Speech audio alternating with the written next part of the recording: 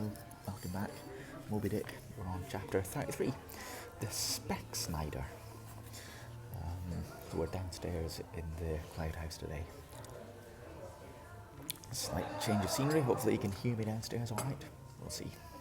Alright, chapter 33, the Specksnyder.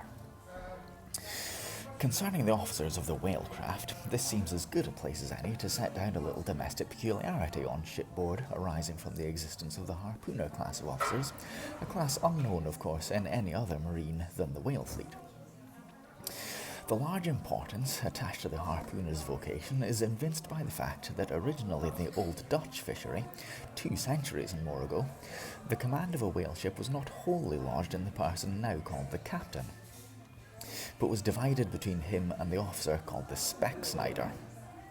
Literally, this word means fat cutter. Usage, however, in the time made it equivalent to chief harpooner.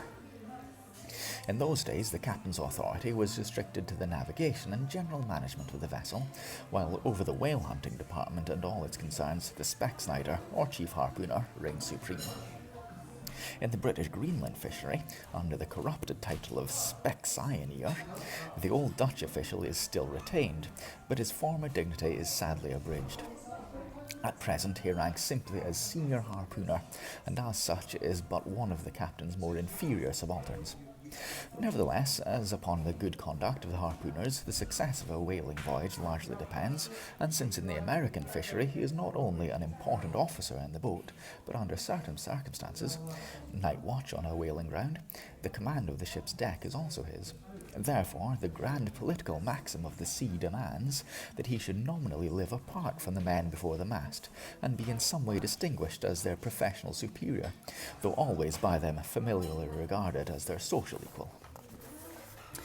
Now, the grand distinction between officer and man at sea is this: the first lives aft, the last forward.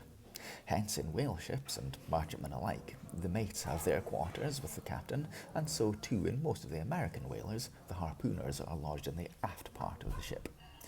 That is to say, they take their meals in the captain's cabin and sleep in a place indirectly communicating with it.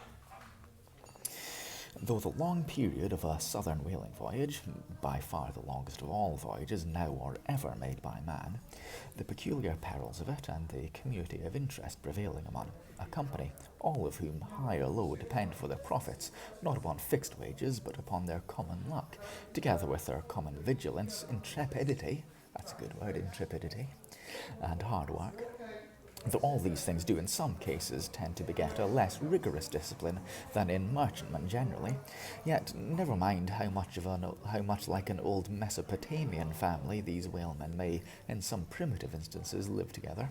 For all that, the punctilious externals, at least, of the quarter-deck are seldom materially relaxed, and in no instance done away. Indeed, many are the Nantucket ships in which you will see the skipper parading the quarterdeck with an elated grandeur not surpassed in any military navy, nay, extorting almost as much outward homage as if he wore the imperial purple and not the shabbiest of pilot cloth. Let's sip coffee.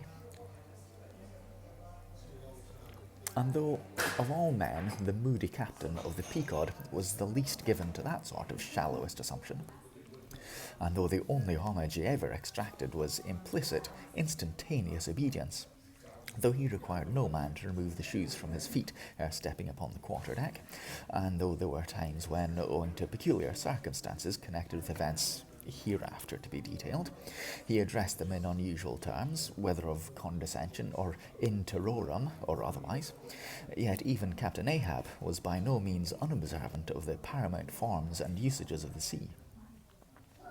Nor, perhaps, will it fail to be eventually perceived that behind these forms and usages, as it were, he sometimes masked himself, incidentally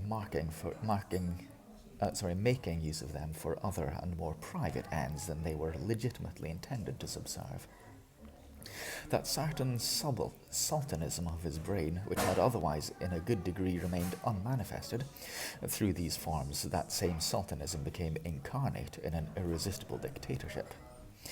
For be a man's intellectual superiority what it will, it can never assume the practical, available supremacy over other men without the aid of some sort of external arts and entrenchments, always in themselves more or less paltry and base.